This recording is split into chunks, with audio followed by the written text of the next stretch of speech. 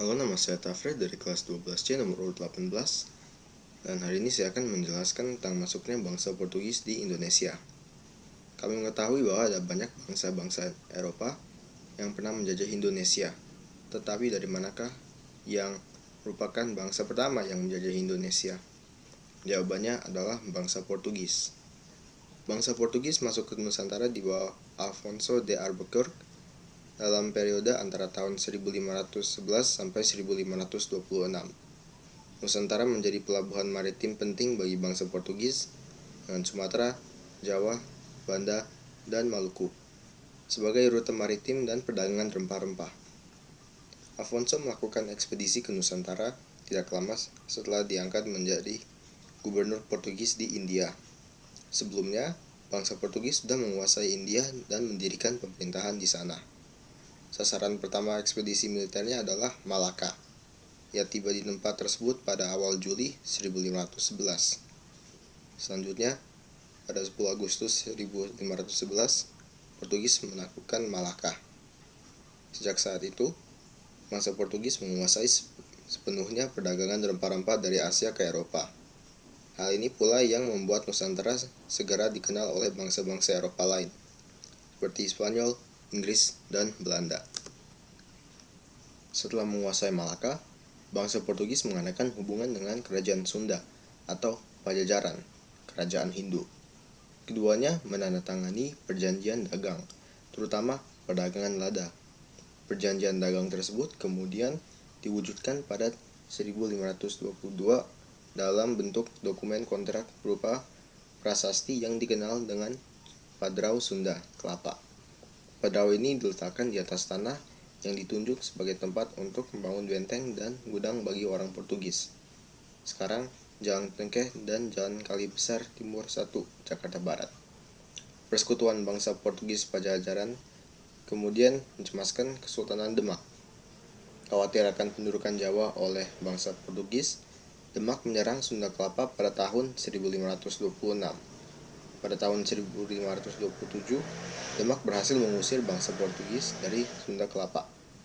Portugis bermaksud mendirikan benteng di sana sebagai penerapan kesepakatan antara bangsa Portugis dan kerajaan Pajajaran. Kemungkinan besar karena terdesak serta mendapat perlawanan sengit dari Kesultanan Demak, kelak bangsa Portugis lebih banyak beroperasi di kepulauan rempah-rempah, yaitu Maluku. Meskipun demikian, dalam perkembangannya, bangsa Portugis tetap menempatkan kapal-kapal dagangnya di Banten dalam jumlah terbatas. Mereka melakukan ekspedisi ke Maluku pada tahun 1512. Ekspedisi ini dipimpin oleh utusan Albuquerque yang bernama Antonio de Abreu dan Francisco Serrao. Mereka membuang sau di Kepulauan Banda, Kepulauan Penyu, dan Ternate. Di Ambon, bangsa Portugis diberi izin mendirikan benteng di Picauli, negeri itu lama, dan serta Mamala. Mereka juga merintis poros perdagangan Ternate, Malaka, Goa, Lisbon. Di Ternate, bangsa Portugis menjalin persahabatan dan persekutuan dengan Kesultanan Ternate yang bercorak Islam. Portugis menjalin hubungan dagang dengan kesultanan tersebut, terutama rempah-rempah berupa cengkih dan pala. Bahkan, kesultanan mengizinkan bangsa Portugis membangun benteng yang diberi nama Benteng Sao Paulo atau Benteng Gamalama. Selain melindungi kepentingan Portugis, pembangunan benteng tersebut merupakan petunjuk sebagai jelas bahwa Portugis berkomitmen menjaga dan melindungi Ternate dari ancaman musuh-musuh serta pesaing-pesaingannya. Pada waktu itu, Ternate memang berkepentingan untuk menerima bangsa Portugis dalam rangka mengimbangi pesaingannya, yaitu Kesultanan Tidore. Setelah sejarah mencatat, sejak kemunculannya pada pertengahan abad ke-13, Kesultanan Ternate dan Tidore sudah berebut hegemoni. Ternate meluaskan pengaruh ke Halmahera Utara, Kepulauan Leas, Ambon, Suru, Sula, dan Seram. Sementara Tidore melakukan ekspansi ke Halmahera Tengah, Seram Timur, dan kawasan Raja Ampat di Papua. Persaingan ini membuat mereka memilih mitra koalisi asing yang berbeda. Ternate merangkul bangsa Portugis pada tahun 1512, sedangkan Tidore bersekutu dengan Spanyol 10 tahun kemudian.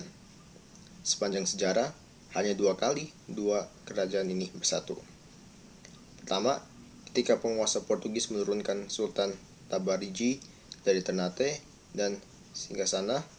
Kedua, saat Sultan Kairun dibunuh bangsa Portugis.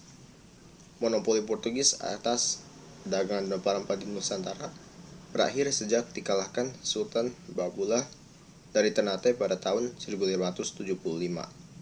Selanjutnya, bangsa Portugis disingkirkan Belanda dari Ambon pada tahun 1599 dan Portugis kemudian menduduki Timor, Solor, dan Flores.